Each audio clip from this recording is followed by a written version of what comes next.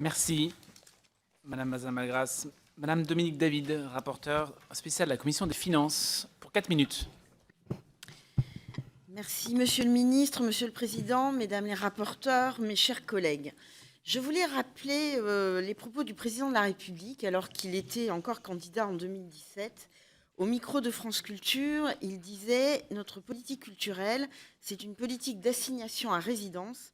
Pourtant, le rôle de l'État, c'est de casser les injustices, parce que la culture, ce n'est pas une grande infrastructure, c'est un parcours. » Eh bien, mes chers collègues, la lecture de ce budget culture, avec des chiffres en hausse, répond parfaitement à cette ambition de démocratisation de la culture.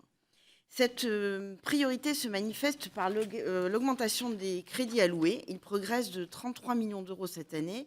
Ces nouveaux moyens vont financer des dispositifs qui sont le fer de lance de notre politique culturelle en faveur des territoires. Vous en avez parlé, Monsieur le Ministre.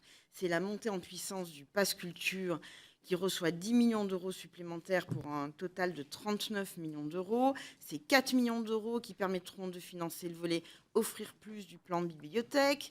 C'est 3 millions d'euros qui seront consacrés au déploiement des microfolies. C'est également 2 millions d'euros supplémentaires pour le projet Demos, porté par la Philharmonie de Paris. Et c'est enfin, vous l'avez rappelé, Monsieur le Ministre, l'objectif d'étendre l'éducation artistique et culturelle à l'ensemble des élèves de primaire et de collège, avec des moyens renforcés. Ce sont par exemple de belles initiatives comme l'orchestre à l'école ou le plan choral.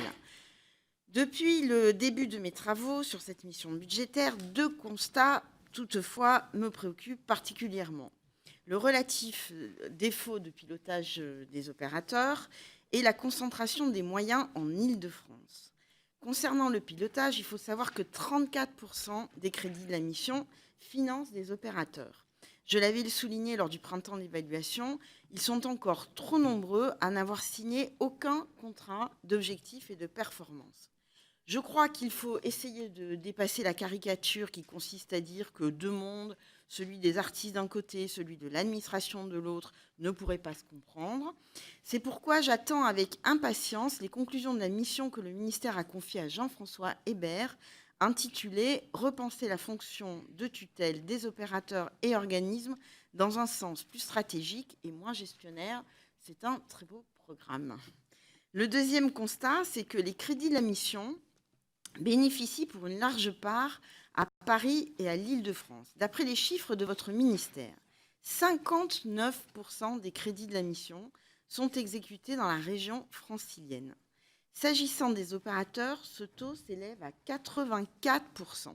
Là encore, je sais qu'il y a le poids de l'histoire et même la volonté de décentralisation qui a permis de donner un vrai dynamisme à l'échelle locale.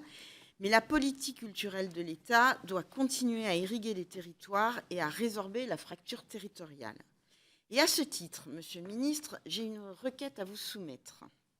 Nous avons créé un nouvel organisme, le CNM, et je trouve que nous pourrions envoyer un beau signal de notre volonté de décentralisation en l'installant en région, plutôt qu'à Paris, dans une ville, par exemple, à 2 heures de Paris en TGV, suivez mon regard.